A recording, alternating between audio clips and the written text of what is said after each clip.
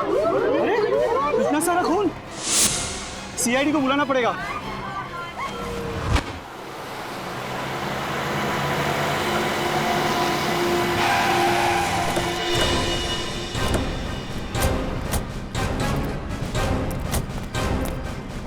पीछे हटिए, excuse me, पीछे हटिए, हटिए हटिए।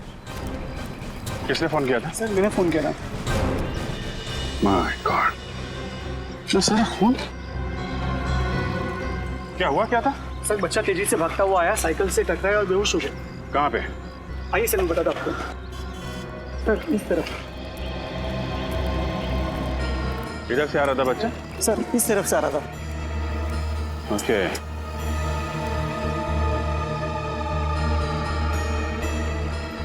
सर। हाँ सर लगता है वो खून बच्चे का नहीं है सर। क्या? खून बच्चे का नहीं है? नहीं सर, उसके शरीर पे कोई चोट के निशान नहीं है। तो फिर ये खून आया कहाँ से? हटना बेटा, हटो बेटा।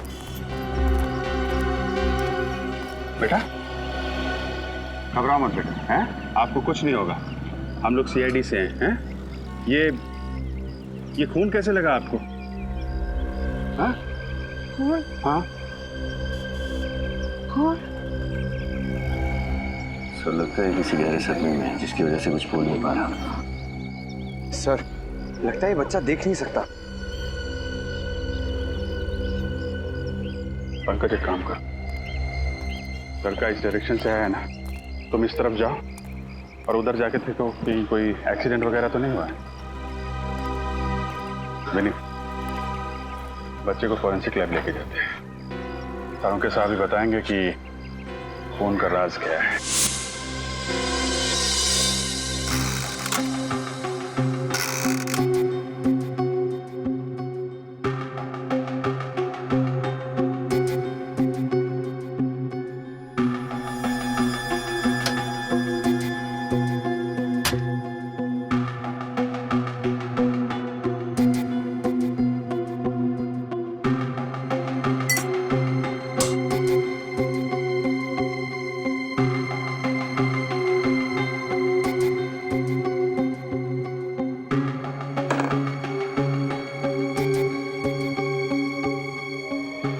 करता हूँ सर, बच्चे की टी शर्ट पे पाया गया खून किसी इंसान का ना हो। हाँ अभिजीत, हेमोटेस्ट टेस्ट करते हैं, उसे पता चल जाएगा।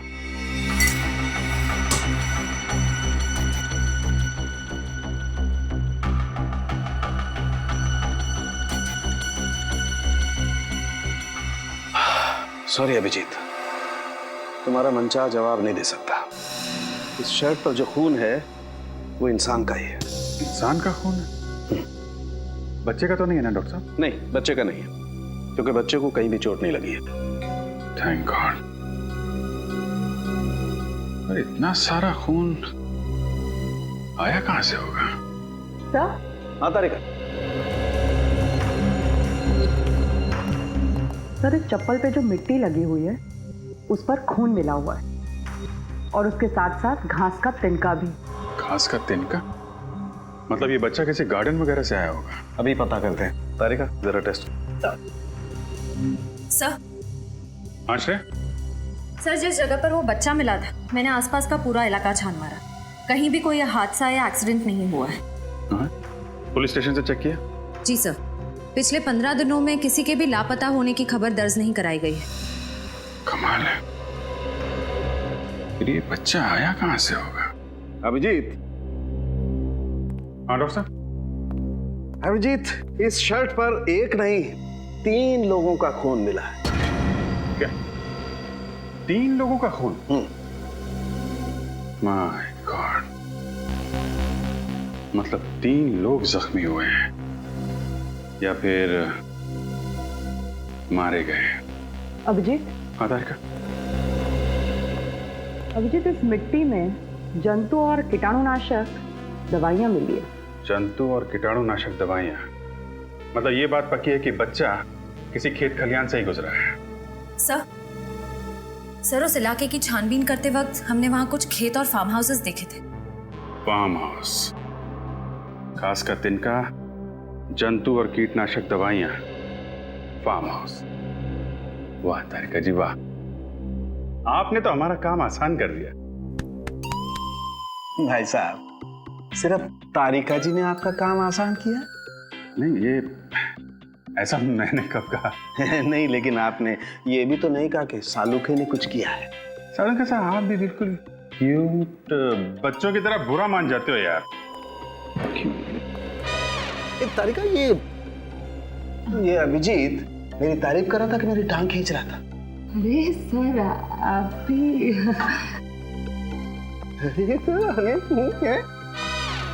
अरे ये सब दोनों के दोनों मिले हुए हैं। सर इतने सारे फार्म हाउस चेक किए, कहीं कुछ पता नहीं चला। हो सकता है यहाँ कुछ पता चल जाए।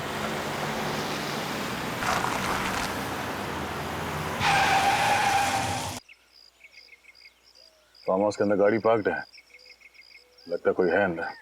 चलो देखते हैं।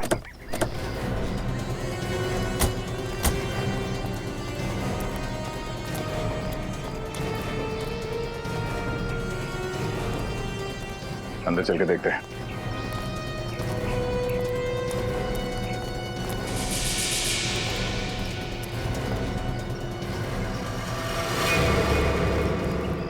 अरे ये तो उसी छोटे बच्चे की चप्पल लगती है। लगता है हमारी तलाश यहीं पे खत्म होगी। चलो सावधान रहना, कोई अभी भी अंदर हो सकता है।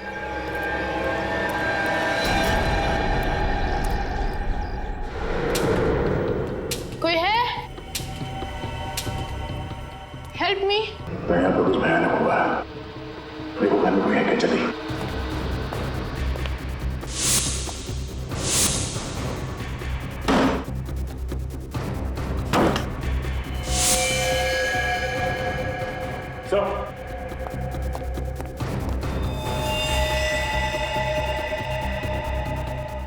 चार लाशें एक घर में। फॉरेंसिक को बुलाओ।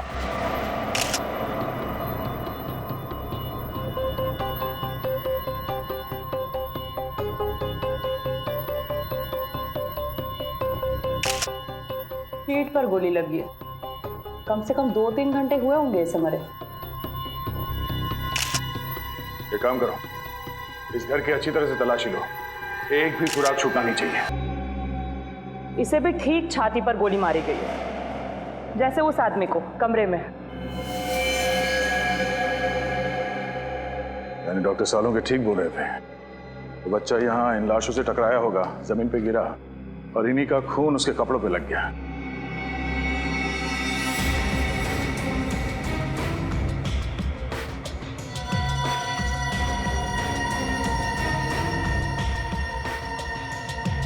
डॉक्टर तारिका, लगता है कि सारे खून इसी गन से हुई है।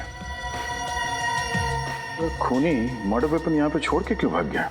मुझे तो लगता है कि इस आदमी ने खुद अपने आप पे गोली मारी है। इस आदमी ने अपने आप पे गोली मारी है? यानी आप ये कहना चाहती हैं कि पहले इस आदमी ने इन तीनों को मारा और उसके बाद खुद अपने आप को गोली मार ली? शायद। सर पूरा घर चेक कर लिया, तिजोरी अलमारी सब कुछ सही सलामत है। सही सलामत है, मतलब चोरी का मामला नहीं है? सर हाँ, सारे दरवाजे और खिड़कियां भी सही सलामत है। इसका मतलब है खूनी जबरदस्ती इस घर में नहीं घुसा है। हो सकता है ये चारों मरने वाले उस खूनी को जानते हो और इन्हीं लोगों के साथ वो यहाँ इस फार्म हाउस पे आया होगा।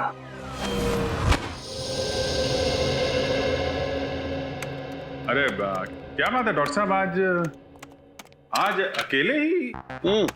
क्यों, बहुत तकलीफ हो रही है?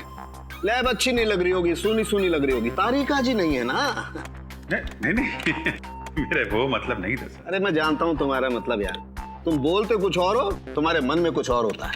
अरे सर, मैं इन चारों लाशों के खून के पीछे का मतलब जानने आया हूँ। आपको मालूम है तो बता दो बस। तुम मुझसे क्यों पूछ रहे हो भाई? जाकर के तारिका जी से पूछ लो, वो बता देंगी तुम्हें सब कुछ। सर आप तो बुरा मान गए। सारी दुनिया जानती है डॉक्टर सालुंखे के बगैर सीआईडी में आज तक एक केस भी सॉल्व नहीं हुआ है। अब आया ऊंट पहाड़ के नीचे, है ना? ऐसे बुला करो, अच्छे लगते हो। आओ बताता हूं। अभिजीत, ये जो चारों लाशें हैं, इनमें रायगर मोर्टिस अभी सेट होना शुरू हुआ है। लाशें अभी अकड़ना शुरू हुई हैं और मेरे ख्याल से इनकी मौत सवेरे 7 से 9 बजे के बीच में हुई है। और ये बैलिस्टिक रिपोर्ट क्या कहती है? गोली इसी गन से चली है। चारों की मौत इस गन से निकली हुई गोली से हुई है और इस गन पर खून के छींटे भी हैं। सर किसका खून है ये? सौरभ का खून है। सौरभ को पॉइंट ब्लैंक रेंज से गोली मारी गई है, जिसकी वजह से सौरभ का खून इस पर भी आकर के लग गया है। और एक बात, सिर्फ सौरभ के हाथ पर यहां गन पाउडर के निशान है। गन पाउडर सौरभ के हाथ में? तो आप ये कहना चाहते हैं कि सौरभ ने इन तीनों को गोली मारी और फिर खुद आत्महत्या कर ली? नहीं, मैं खुद कुछ नहीं कहना चाह रहा हूं। जो सबूत हैं वो कुछ कहना चाह रहे हैं। अब एक काम करो, बाकी का काम तुम खुद भी तो करो यार। हाँ ठीक है, करेंगे। हाँ, क्यों नहीं करेंगे? बाकी जो आप नहीं बता पा रहे हैं हम डॉक्टर तारिका से पूछ लेंगे। वो गन सौरभ के नाम पर ही रजिस्टर्ड है और फिर साळुंखे को जो गन पाउडर के ट्रेसेस मिले वो भी सौरभ की उंगलियों पर।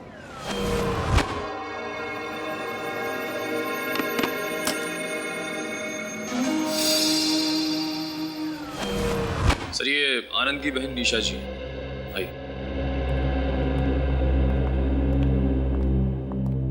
आइए निशा जी, देखिए हम आनंद और उसके दोस्तों के बारे में कुछ जानना चाहते हैं ताकि हमें केस सॉल्व करने में मदद मिले।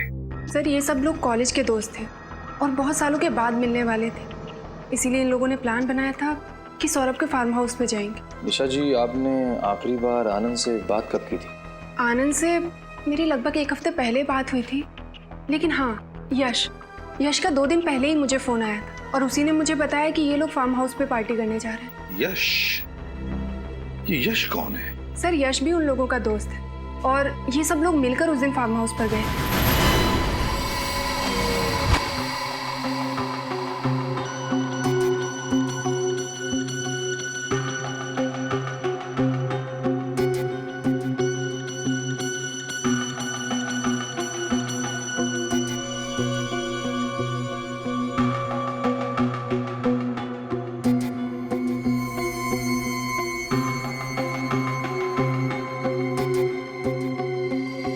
सौरभ, विशाल, आनंद और नितिन, 4 ही लोग तो थे फार्म हाउस पर। 4 नहीं सर, 5 लोग थे। 5? मतलब? यश भी तो था सर। यश भी इनके साथ था? लेकिन सर फार्म हाउस पे तो हमें सिर्फ 4 लाशें मिली थी। वही तो। सर तो फिर यश कहाँ गया होगा? और तो और सर, उसने किसी से कांटेक्ट करने की कोशिश क्यों नहीं की? यश के टेलीफोन नंबर्स है ना तुम्हारे पास? घर का सेल फोन नंबर वगैरह? हाँ सर।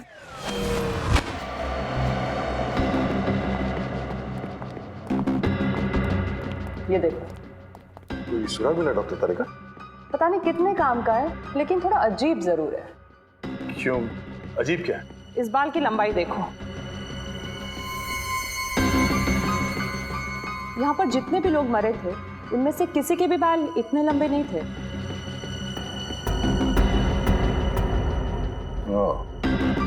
इसका मतलब है इन चारों के अलावा कोई और भी था, या कोई औरत।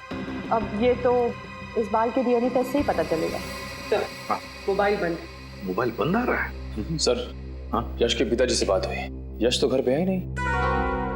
घर पर लौटा ही नहीं, सेल फोन बंद आ रहा है, कुछ तो गड़बड़ जरूर है। यश का फोटो है? हाँ सर, 1 मिनट।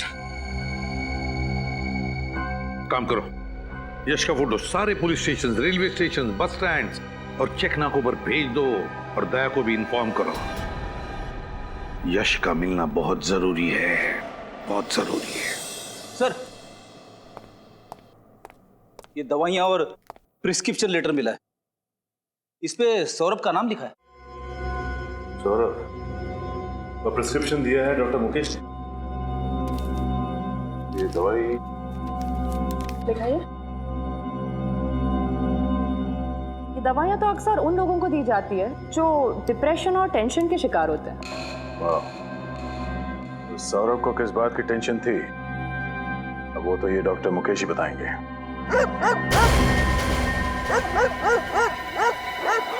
कुत्तों के भौंकने की आवाज।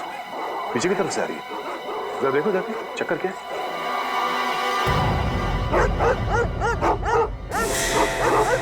रोकने की आवाज इधर से आ रही है। किस तरफ?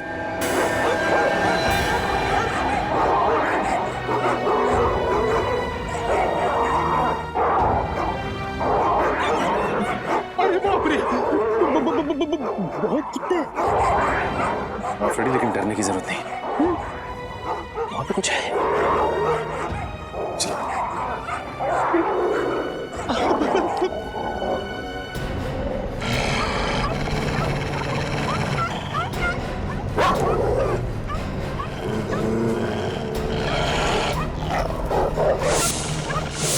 My God.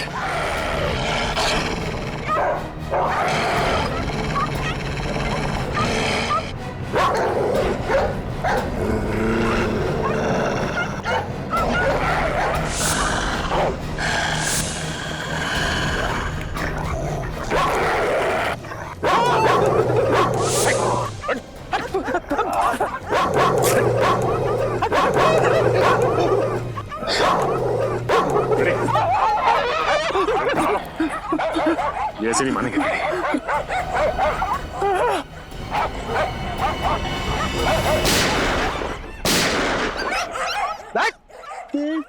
फ्रेडी से टक्कर।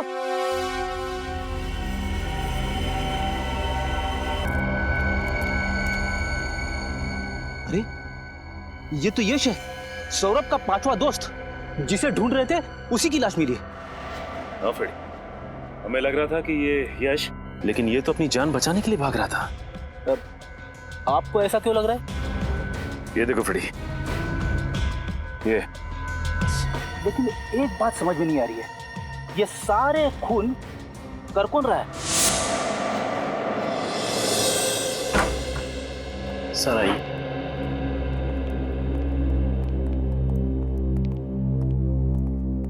सर सीआईडी ऑफिसर साहब से मिलना है। मैं बाद में बात करता हूँ, बैठिए। Thank you doctor. Mister Saurabh का इलाज आप ही करते हैं? हाँ, कई सालों से। ये दवाइयाँ आप ही ने सौरभ जी को प्रिस्क्राइब की थी? जी हाँ। क्या बीमारी थी सौरभ को? डिप्रेशन, बेचैनी, टेंशन लेना। लेकिन आप ये सब मुझसे क्यों पूछ रहे हैं? दरअसल एक फार्म हाउस में हमें सौरभ की लाश मिली। लाश? कैसे हुआ? पक्का तो कुछ नहीं कह सकते, लेकिन अभी सिर्फ इतना पता चला है कि उसकी मौत गोली लगने की वजह से। गोली चलाई गई उस पर? सिर्फ उनका ही नहीं, उनके 4 दोस्तों का भी खून हुआ और हमें शक है पहले उन्होंने उन चारों की जान ली, फिर अपने आप को भी मार लिया। मुझे नहीं लगता कि सौरभ ने किसी का खून किया होगा। मैं कई सालों से उसका इलाज कर रहा हूँ और उसकी हालत में काफी सुधार था। लेकिन पूरी तरह से तो ठीक नहीं हुआ। लेकिन उससे ऐसी कोई बीमारी नहीं थी कि इंसान उस बीमारी में किसी का खून कर दे। उसकी दवाइयों का भी कोई साइड इफेक्ट नहीं था। लेकिन सर वो तो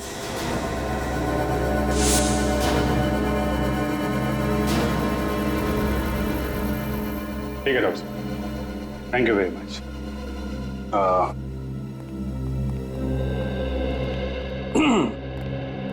छोड़ने नहीं चलोगे?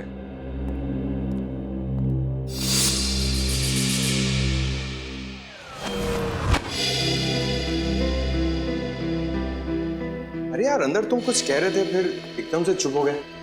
क्या बात है? जरा खुल के बताओ। नहीं सर, मैं कुछ नहीं कह रहा था सर। देखो, सौरभ के बारे में जो कुछ भी जानते हो मैं बता दूं। देखिए सर, मुझे ये सब मामले में मत घसीटिए सर। मैं गरीब आदमी हूँ सर, मेरी एक बूढ़ी माँ है सर। कुछ नहीं होगा तुम्हें, ये मेरा वादा है। जो कुछ जानते हो सच सच बता दो। घबराओ मत, बता दो सब कुछ। क्या जानते हो? सर देखिए सर, सौरभ जी की सबसे बड़ी प्रॉब्लम जो थी सर, उनका गुस्सा था सर। उनकी प्रॉब्लम हाइपरटेंशन और डिप्रेशन नहीं था सर। सबसे बड़ा वीक पॉइंट उनका था गुस्सा सर। वो उस पर काबू नहीं कर पाते थे सर। हमारे सामने कभी कुछ ऐसा हुआ है? हाँ सर, एक बार हुआ था सर। हमारे यहाँ के एक पेशेंट पे उन्होंने हाथ उठा दिया था सर। क्यों? क्योंकि उनको ऐसा लगा सर उनका नंबर था और वो बीच में घुस गया सर। इतनी सी बात के लिए उन्होंने किसी पर हाथ उठा दिया? हाँ सर। लेकिन आपके डॉक्टर साहब ने हमें ये बात बताई नहीं, क्यों? सर सॉरी सर, मुझे नहीं पता सर। ठीक, अब जा सकते। Thank you sir. Saurabh ji को गुस्सा बहुत आता था। सारे सबूत भिजवा दिए ना? हाँ सर। चलो सीधे ब्यूरो चलते हैं। हाँ भाई, क्या हाल? अरे सर आप यहाँ? क्यों चौंक क्यों गए यार? अरे तुम्हारी मदद कर रहा हूँ यार केस में, यहाँ नहीं आ सकता क्या?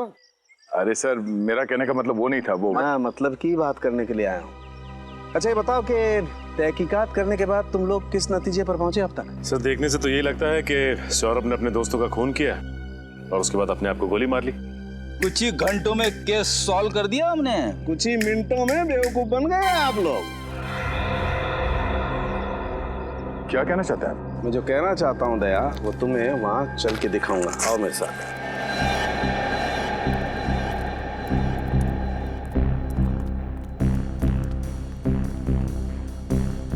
यही जगह है ना जहां पर सौरभ की लाश थी? हाँ सर, यहाँ पे। हाँ।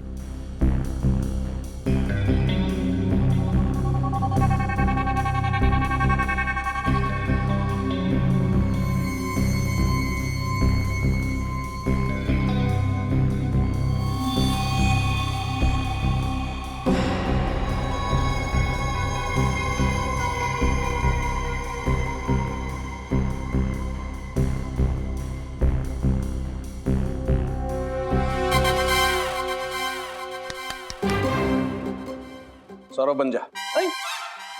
यानी कि मैं मर जाऊं? डॉक्टर साहब मैं इतनी जल्दी मरना नहीं चाहता। अरे यार ये आदमी हमेशा उल्टा ही क्यों सोचता है? मैं तुझे मरने के लिए नहीं कह रहा हूँ फ्रेडी, मैं सिर्फ ये कह रहा हूँ इस सोफे पर जैसे सौरभ की लाश मिली थी वैसे जाकर के बैठ जा। हाँ। सौरभ बैठा हुआ नहीं था, लेटा हुआ था। लेटा हुआ? तो ठीक है, तुम लेट जाओ।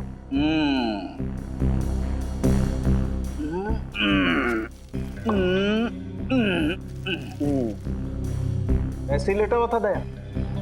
ये पैर ऐसे ऊपर? हाँ। और गर्दन ऐसे पीछे? पीछे की तरफ। ओह। दया, अगर किसी इंसान को अपने आप को गोली मारनी होगी तो स्वाभाविक रूप से उसे थोड़ा सा आगे की तरफ झुकना पड़ेगा। खड़े, आगे की तरफ झुक। अरे क्या मुसीबत है डॉक्टर साहब? अरे मुसीबत कुछ नहीं है, जो कह रहा हूँ कर, आगे झुकना। कैसे झुकूं? अटक जाऊंगा। अरे पैर नीचे कर यार। हाँ। ऐसे ऐसे, ये। अब जैसे सौरभ ने अपने आप को गोली मारी थी ना, वैसे गोली मार। लेफ्ट हैंड से नहीं, राइट हैंड से। सौरभ लेफ्ट हैंडेड था। नहीं, सौरभ राइट हैंडेड था। वो राइट हैंडेड था, ये आपको कैसे पता चला? दया, मैंने सौरभ का ड्रिंक का ग्लास अच्छी तरह से चेक किया है। उस पे जितने भी फिंगरप्रिंट्स हैं सौरभ के, वो सब राइट हैंड के हैं। इसलिए मैं कहता हूँ कि सौरभ राइट हैंडेड था। ऐसे कोई आदमी अपने आप को गोली मारेगा इस तरीके से बैठ करके, तो खोपड़ी से खून के छींटे जाएंगे वहां, इस तरफ, ऊपर की तरफ। लेकिन यहां तो खून के छींटे नहीं, खून के छींटे हैं वहां, पीछे की तरफ। और वो तभी जा सकते हैं जब आदमी ऐसे लेटा हो और कोई उसे यहां से गोली मारे। पैरों से। सौरभ की लाश यूं पड़ी हुई थी। अब दया, मैंने अपनी पूरी जिंदगी में किसी इंसान को ऐसे लेट करके अपने आप को गोली मारते हुए नहीं देखा। इसका मतलब है सौरभ ने आत्महत्या नहीं की थी, उसका भी खून किया गया है। बिल्कुल, सौरभ का खून ही हुआ है। और किसी ने उसे तब गोली मारी है जब वो ऐसे पैर फैला करके आराम से सो रहा था।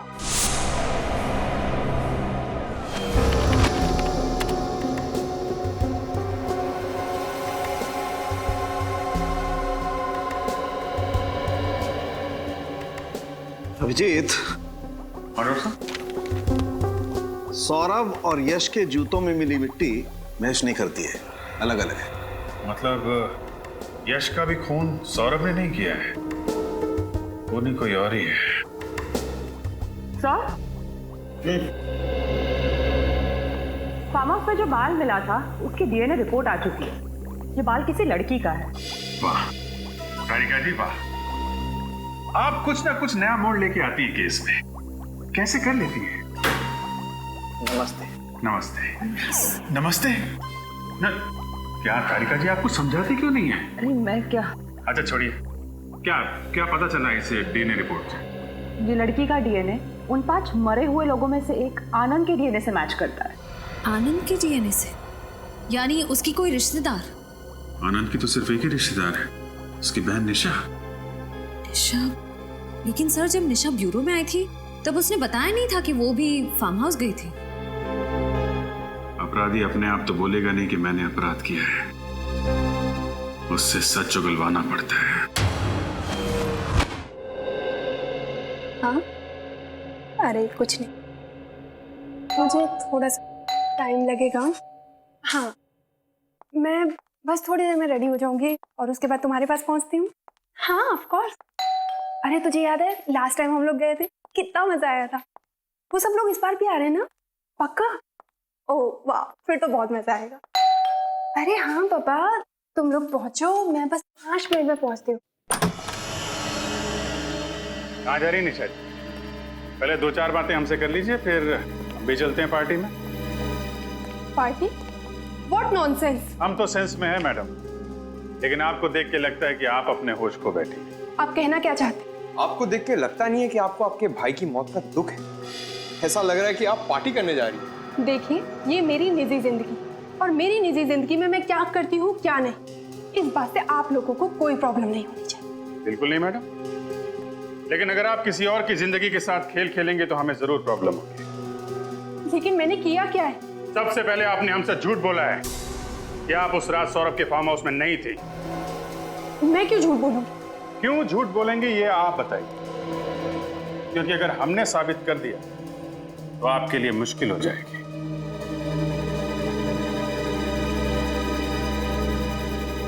बोलिए बोलिए बोलिए, आराम से बोलिए। हम समझते हैं कि मुंह से सच निकलने को थोड़ा वक्त लगता है, लेकिन आपके पास सबूत क्या है इसका? फोरेंसिक रिपोर्ट है हमारे पास जो साफ साफ साबित करती है कि आप उस वक्त फार्म हाउस में थी। अगर आपको वो रिपोर्ट देखनी है, चलिए हमारे साथ ब्यूरो। हाँ, मैं उस दिन फार्म हाउस गई थी, लेकिन इस खून से मेरा कोई लेना देना नहीं। हमें सब कुछ पता चल चुका है निशा जी। आपके भाई के साथ आपकी बनती नहीं थी, प्रॉपर्टी का केस चल रहा था, और उसकी मौत के बाद आपका रास्ता साफ हो गया और प्रॉपर्टी आपके नाम हो गई। हाँ, ये बात सच है कि मेरी और आनंद की बिल्कुल नहीं बनती। तो फिर आप वहां फार्म हाउस क्यों गई? क्योंकि सौरभ और बाकी लोगों ने मुझे फोर्स किया, कहने लगे कि इतने सालों के बाद मिल रहे तो तुझे आना ही होगा। मैं गई जरूर थी, लेकिन मैं थोड़ी देर बाद ही वहां से निकल गई। क्यों? क्योंकि उस रात आनंद और मेरा झगड़ा हुआ था और मेरा मूड ऑफ हो गया, तो मैंने वहां से जाना ही जरूरी समझा। ये बात आपने पहले क्यों नहीं बताई हमें? मैं डर गई। मुझे लगा कि अगर मैं आप लोगों को ये बात बताऊंगी तो आप लोग उल्टा मेरे ऊपर ही शक करने लगेंगे। वहां से निकलने के बाद आप कहाँ गए? उसके बाद मैं घर पे आकर सो गई थी। वाह, बहाना अच्छा बनाया ताकि किसी गवाह की जरूरत ना पड़े, लेकिन जब तक ये केस सॉल्व नहीं हो जाता आपको ब्यूरो में रहना पड़ेगा।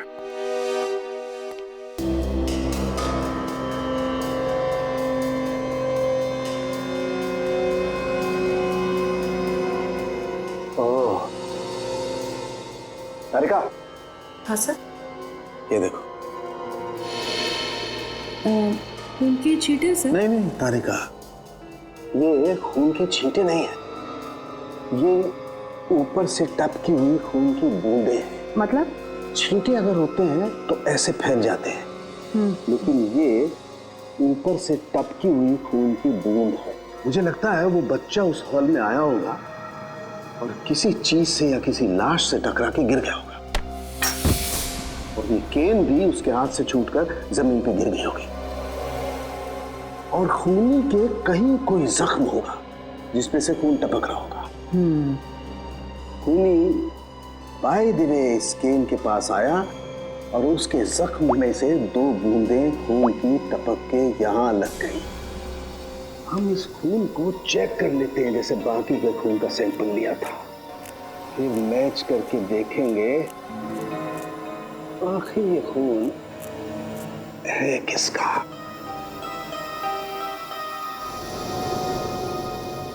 ये देखो तारिका, ये उन 5 लोगों के ब्लड का सैंपल है और ये खून है जो स्केन पे लगा हुआ था। एक काम करो, अपने रिकॉर्ड में चेक करो कि किसी से मैच होता है क्या। हेलो अभिजीत। हाँ डॉक्टर साहब, छड़ी पे जो खून मिला था क्या पता चला उसके बारे में? अभिजीत, ये खून उन 5 मरने वालों में से किसी का भी नहीं है। फिर तो निशा का ही होगा। नहीं, निशा के खून से भी मैच नहीं होता। वो क्रिमिनल रिकॉर्ड में चेक करके देखा? वो भी देख लिया, लेकिन रिकॉर्ड में किसी से मैच नहीं हो रहा है। कमाल है, सौरभ को खूनी समझ रहे थे, वो खूनी नहीं निकला। निशा भी बेकसूर है, तो फिर खूनी है कौन?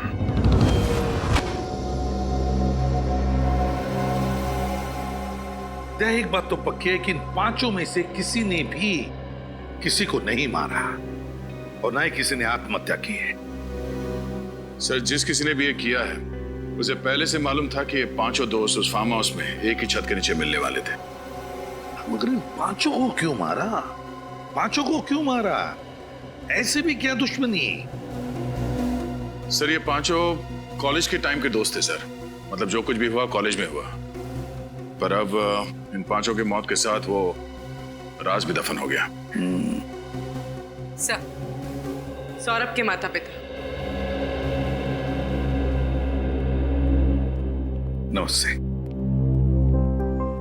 माफ कीजिए, हम आप लोगों को थोड़ी तकलीफ दे रहे हैं। बात यह है कि आपके बेटे के खूनी तक पहुंचने के लिए हमें आपकी थोड़ी मदद चाहिए। क्या आपके बेटे का किसी के साथ कोई झगड़ा वगड़ा था? किसी से कोई दुश्मनी? नहीं, दुश्मनी का तो सवाल ही नहीं उठता।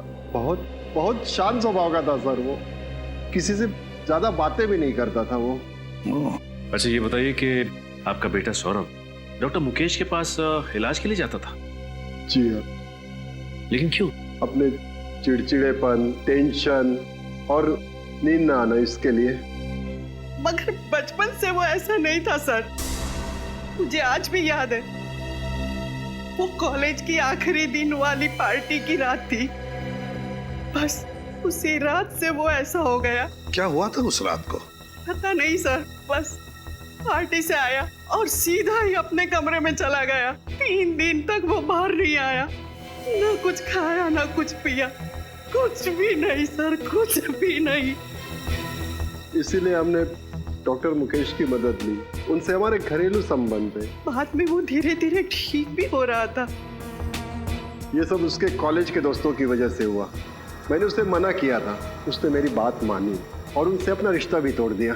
तो फिर वो उनके साथ फार्म हाउस क्यों गया था? वो उसके दोस्त आनंद का फोन आया था, बोला बहुत साल के बाद मिल रहे हैं तो आ जाओ, और वो गया, फिर लौट के वापस नहीं आया। पूर्वी, जरा इन्हें छोड़ा ना। सर,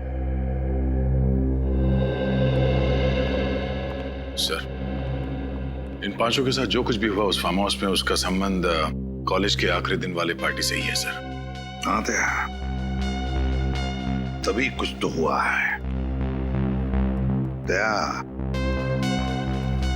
पता लगाना पड़ेगा इन 5 के बारे में, पता लगाना पड़ेगा इनके अतीत के बारे में, तभी पता चल जाएगा क्या हुआ था उस रात को। सर, अजीत से फोन पर सारी बात हुई थी। उसने बोला था कि हल्के नीले कलर की टी-शर्ट में यहीं पर जॉगिंग कर रहा है और यहाँ पर जो ठेला है उसी के पास मिलेगा। कोई दिख नहीं रहा सर यहाँ। देखते हैं, ये सामने से आ रहा है नीली शर्ट में, शायद यही है, अजीत ही है।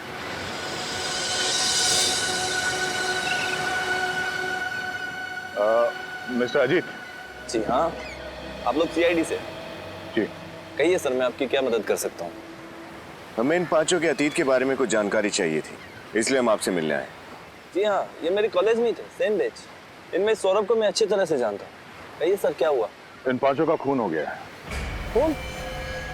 पांचों का एक साथ? आप इन्हें अच्छी तरह से जानते थे, तो क्या आप बता सकते हैं कि कॉलेज के आखिरी दिन में जो पार्टी हुई थी उसमें क्या हुआ था एग्जैक्टली? उस रात, अरे इन पांचों ने तो हंगामा किया था। इन्होंने शराब पीकर गाली गलौज किया था और कॉलेज के ट्यूबलाइट पर शीशे तोड़ दिए थे। इसलिए कॉलेज के डीन ने इन्हें कॉलेज से बाहर निकाल दिया था। तो कैंपस से निकाले जाने के बाद ये लोग कहाँ गए होंगे, कुछ अंदाजा है?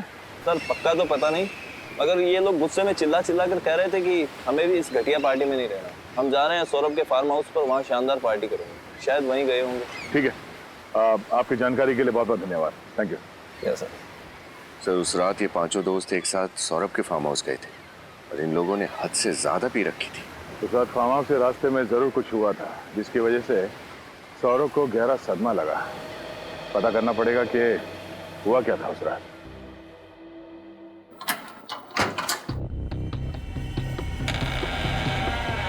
खूनी मेन दरवाजा खोलकर हॉल के अंदर आया, जो कि सौरभ और उसके दोस्त या तो बंद करना भूल गए थे या खूनी के हाथ में चाबी थी। सौरभ उस सोफे पर बैठा हुआ था। खूनी सौरभ के पास आया, उसने सौरभ के हाथ में गन पकड़ा दी और सौरभ के हाथों से ट्रिगर दबा दिया ताकि गन पाउडर का निशान सौरभ के हाथों पर आ जाए। सौरभ की चीख सुनकर विशाल कमरे में से बाहर आया और जैसे विशाल कमरे से बाहर आया, खूनी ने उस पर भी गोली चला दी। विशाल को गोली लगने के बाद आनंद और नितिन हॉल में आए। मुझे मत मारो। खूनी ने आनंद को भागने का मौका नहीं दिया और उसके सीने पे गोली मार दी। भागने का मौका मिलते नितिन दरवाजे की तरफ भागा। जैसे वो भागा, खूनी ने उसे भी गोली मार दी उसके पीठ में। यश फार्म हाउस से निकल के जंगल के रास्ते भागा। खूनी ने उसका पीछा किया और उसके पीठ पे और गुर्दे पे गोली चला दी। खूनी लौटकर फिर से फार्म हाउस में आया और उसने अपनी गन सौरभ के पास रख दी। और जब बच्चा फार्म हाउस में आया तो इन्हीं लाशों से टकरा के गिर गया होगा। तभी इन तीनों का खून उसके शर्ट पे लग गया और घबरा के बच्चा यहां से बाहर भाग गया। अभिजीत, जंगल में जहां पर यश की लाश मिली, दोबारा वहीं पे जाकर अच्छी तरह से चेक करो, अच्छी तरह से चेक करो। कोई ना कोई सुराग है जो हमारी आंखों से छूटा है। ढूंढो उस सुराग को। फार्म हाउस शहर से काफी दूर है, पैदल तो नहीं आया होगा कोई। सर, यही वो जगह है जहां से हमें यश की लाश मिली थी सर। यहाँ से। एक काम करते हैं, आसपास अच्छी तरह से चेक करते हैं, कुछ ना कुछ तो जरूर मिलेगा। देखो,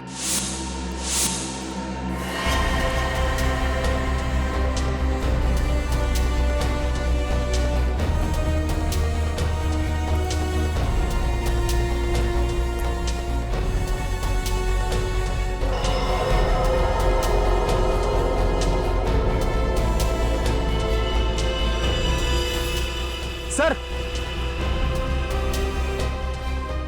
आप रेडी? ये देखिए सर, शर्ट का फटा हुआ टुकड़ा, इस पे खून लगा है। हाँ, इसका मतलब खूनी यहां से भागा होगा और हड़बड़ी में उसका शर्ट इस झाड़ में फंस गया और उसे पता तक नहीं चला। Sir,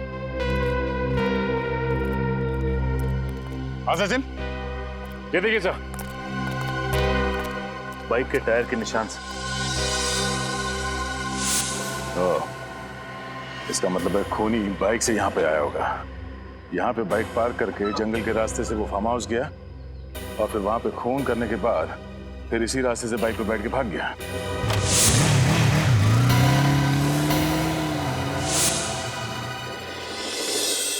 okay. हाँ सर। सर उस कपड़े के टुकड़े से उसे पहनने वाले का पता चला?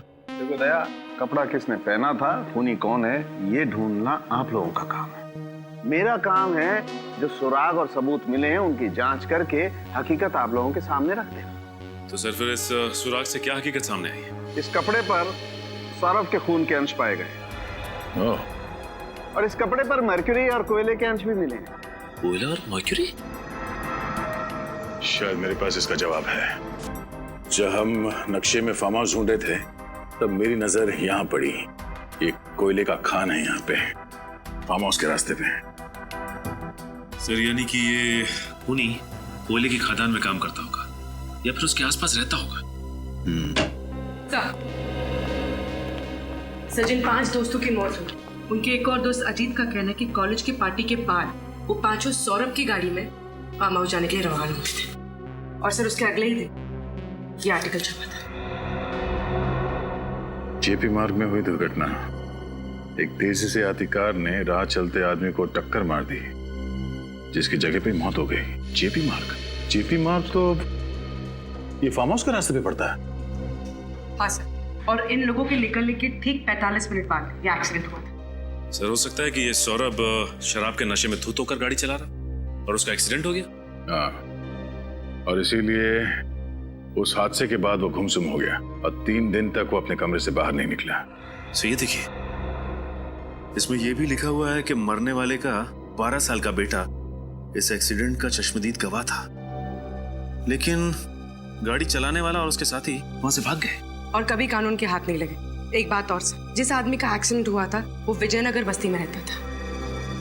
विजयनगर बस्ती, और वो भी इस कोयले के खान के पास ही है।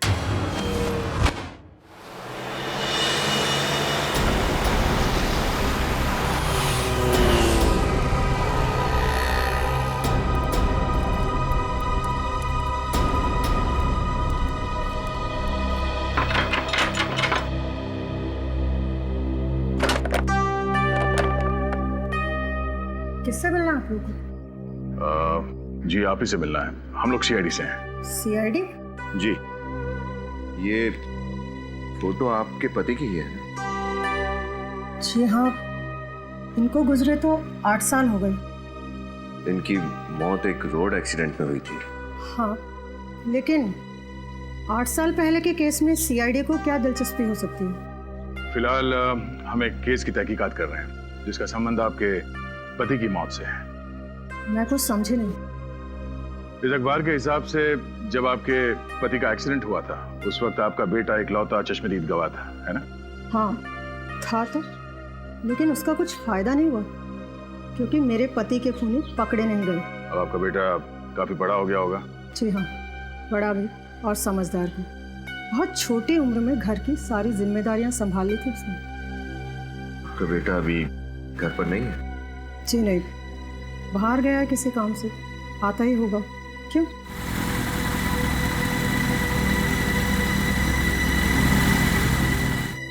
ये लीजिए, आ गया मेरा बेटा। सीआईडी।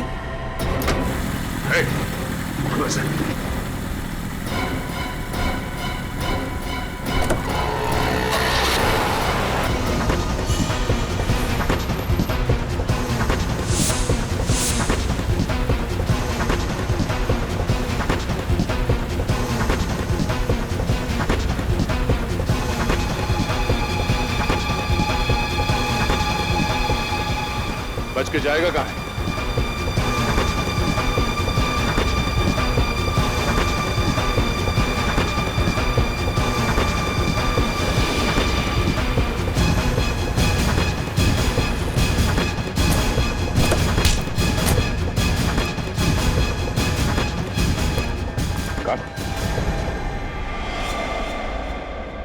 सर ये तो डॉक्टर मुकेश का असिस्टेंट है। हमारा इलाज नहीं करोगे? हाँ? रंजीत, डॉक्टर मुकेश का असिस्टेंट रंजीत, उन 5 लोगों का खून तुमने ही किया है ना? हाँ मैंने ही खून किया है, लेकिन मुझे इस चीज का कोई पछतावा नहीं है क्योंकि उनको जीने का कोई हक नहीं था। क्योंकि उनकी वजह से तुम्हारे बाबा की एक्सीडेंट में मौत हो गई थी। हाँ? मेरे बाबा ने मेरे आंख के सामने दम तोड़ा।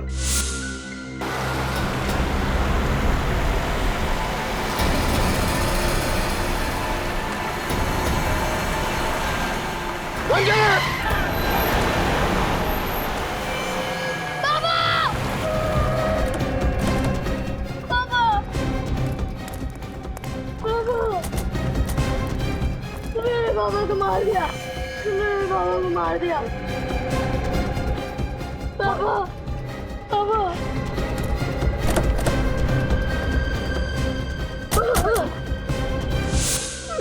मैं उन्हें बचा भी नहीं सका, लेकिन वो पांचों लोग बचा सकते थे। वो पांचों गाड़ी से नीचे उतरे, मेरे पापा को तड़पता हुआ देखे हॉस्पिटल लेके जाने के बजाय वापस गाड़ी में बैठ के भाग गए। और इतने सालों के बाद भी तुम्हें उनका चेहरा याद रहा? एक एक का चेहरा मेरे आंख के सामने था और अचानक एक दिन सौरभ मेरे सामने आ गया।